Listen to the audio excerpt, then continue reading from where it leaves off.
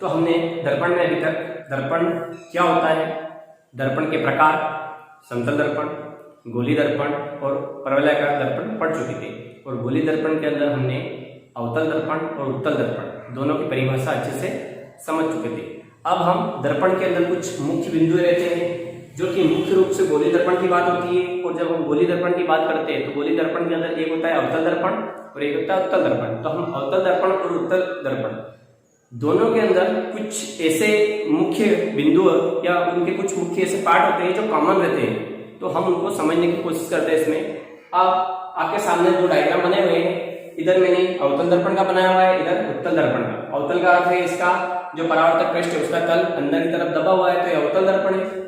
इधर इसका परावर्तक पृष्ठ बाहर की तरफ उठा हुआ है तो ये उत्तल है, इसका उठा हुआ तल है तो उत्तल है। ठीक है, अब हम देखते हैं मुख्य रूप से जो मैंने आपके सामने डायग्राम बनाए हैं इनका मैं अब परिचय करवाना चाहता हूँ। जो मैंने एक्स वाई दिया है, पी दिया है, सी दिया है, कैपिटल आर दिया है, तो इन सभी से मैं आपको परिचित कराना चाहता हूँ कि गोली दर्पण में अवतल और उत्तल के अंदर कौन कौन से मुख्य बिंदु होते हैं। तो आइए देखते हैं। हम पहला रहता है द्वारक, फर्स्ट पॉइंट है वो रहता है द्वारक।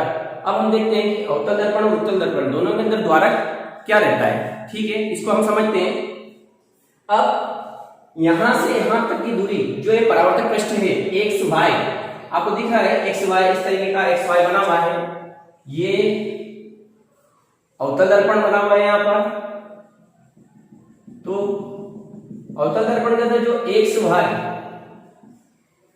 जो परावर्तक पृष्ठ है, ये परावर्तक पृष्ठ ही अवतल दर्पण का द्वारक कहलाता है। अर्थात द्वारक एक्स वाई है, यहां से यहां तक की जो दूरी है, यहां से यहां तक का जो परावर्तक पृष्ठ है जहां पर प्रकाश मिलता है, ये वाला इसका अवतल दर्पण का द्वारक होता है। सेम उत्तल दर्पण में आ जाइए। उत्तल दर्पण के अंदर भी ये वाला पार्ट हिस्सा एक्स वाई, अवतल दर्पण के अंदर भी एक्स वाई जो परावर्तक पृष्ठ है ये भी इसका उत्तल दर्पण का द्वारक होगा। तो आपके सामने है एक्स वाई अवतल दर्पण के अंदर इसका द्वारक है, एक्स वाई उत्तल दर्पण के अंदर इसका द्वारक है। तो ये वाला जो यहाँ से यहाँ तक का पोर्शन रहता है जो कैपिटल हमने एक्स वाई के द्वारा दर्शाया गया है, ये इसका द्वारक होता है।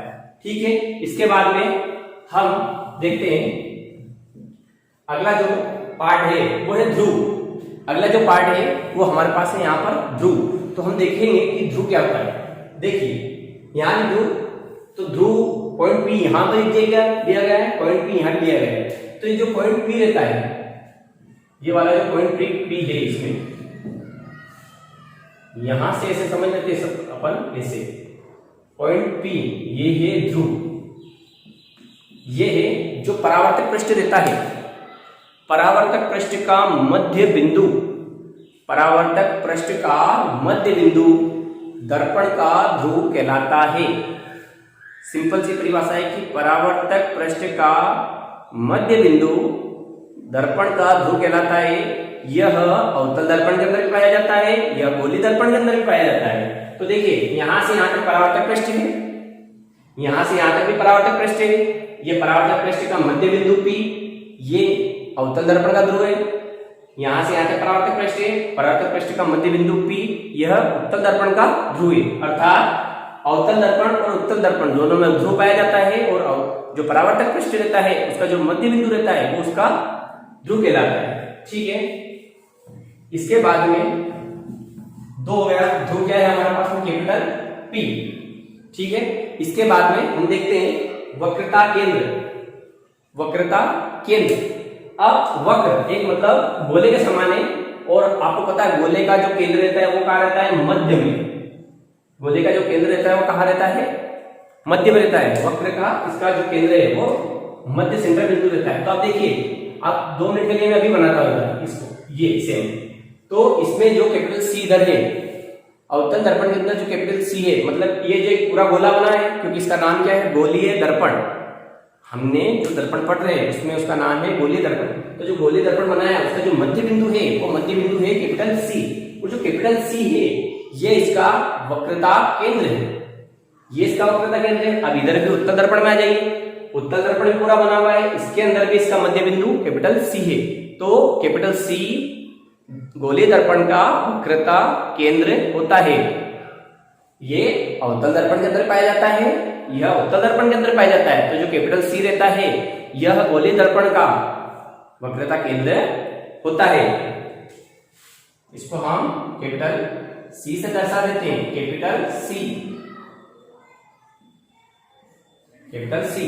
अब बात आएगी वक्रता त्रिज्या की।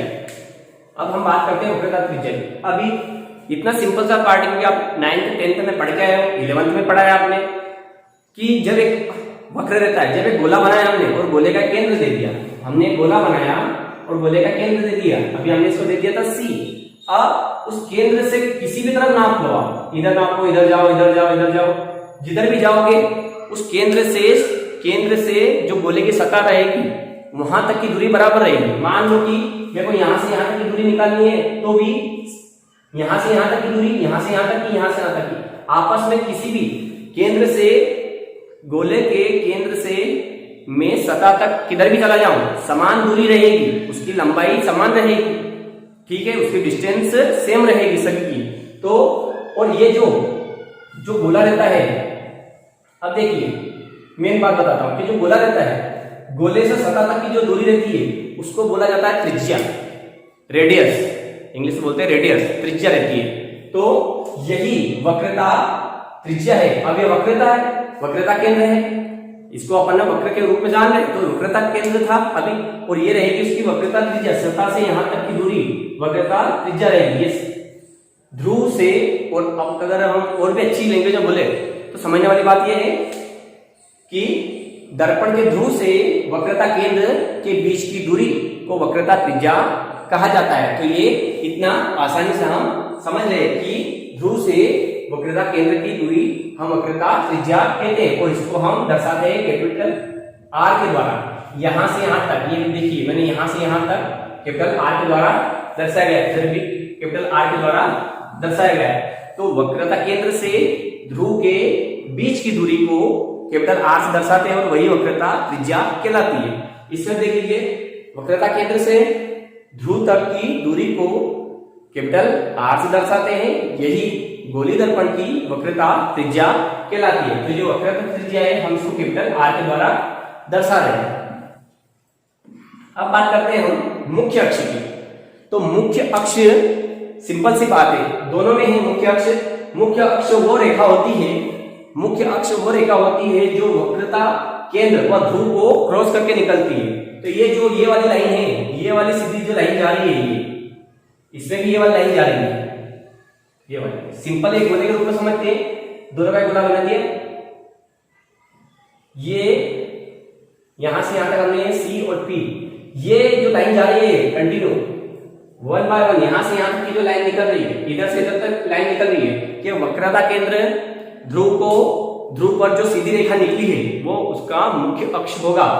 यह इसका मुख्य अक्ष है, यहां से यहां तक का, यहां से यहां तक का इसका मुख्य अक्ष है। इसी मुख्य अक्ष के ऊपर ही प्रतिबिंब का निर्माण होता है।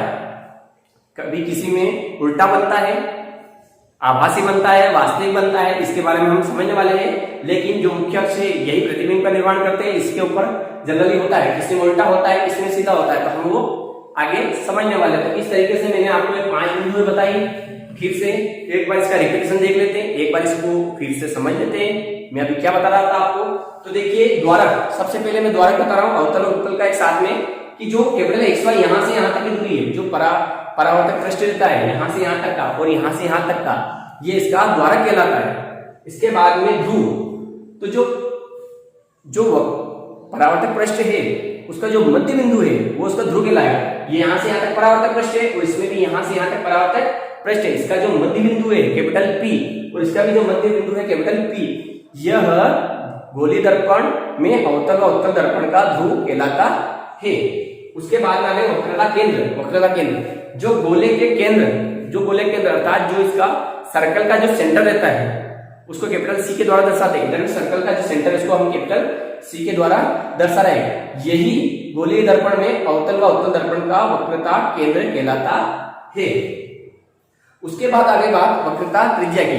तो वक्रता त्रिज्या में सिंपल सी बात है, वक्रता त्रिज्या में हम ये बता सकते हैं कि जो वक्रता केंद्र से ध्रुव तक की दूरी वक्रता केंद्र से ध्रुव तक की दूरी को वक्रता त्रिज्या कहा जाता है। इसमें भी सेम है कि वक्रता केंद्र से ध्रुव तक की दूरी को वक्रता त्रिज्या कहा जाता है, जिसे हम कैपिटल आर के द्वारा दर्शाते हैं, और अब बात आ गई मुख्य अक्ष की। तो मुख्य अक्ष को हम पीसी के द्वारा समझ सकते हैं। मुख्य अक्ष पीसी हो सकता है यहां से यहां तक, यहां से यहां तक। तो मुख्य अक्ष क्या होता है? जिस पर वक्रता केंद्र हो, जिस पर ध्रुव हो, वो वाली जो सीधी लाइन जा रही है, सीधी रेखा जा रही है, वो मुख्य अक्ष कहलाती है। तो इस तरीके से हमने गोली दर्पण के अंदर अवतल और अवतल दर्पण के जो मुख्य बिंदु है इनकी परिभाषा समझी है। अभी इसमें और भी मुख्य बिंदु हो सकते हैं, लेकिन इन डायग्राम के अंदर हम जो समझा पाए, आपको ये 5 मुख्य बिंदु थे। इसके लिए अब हम अगला डायग्राम बनाते हैं और अगले डायग्राम के अंदर मैं आपको और भी अच्छी बातें जैसा कि मैं अभी आपको बता रहा था कि 5 बिंदु में समझा चुका था और 3 बिंदु बाकी थे, लेकिन उसके लिए मेरे को एक नए डायग्राम बनाने पड़े, क्योंकि नए डायग्राम के द्वारा ही आप समझ पाओगे कि मैं जो बताने वाली बात है। इधर मैंने अवतल दर्पण का बनाया है डायग्राम, और इधर मैंने उत्तल दर्पण का किस्सा बनाया है, जिनका इनका नाम मैं ऊपर दे चुका हूं, अवतल दर्पण, उत्तल दर्पण। अब इसमें हम अभी तक हमने सिर्फ दर्पण बनाया था और आपको बिंदु के बारे में बताया था। अब इन पर हमने प्रकाश किरण आपतित करी है।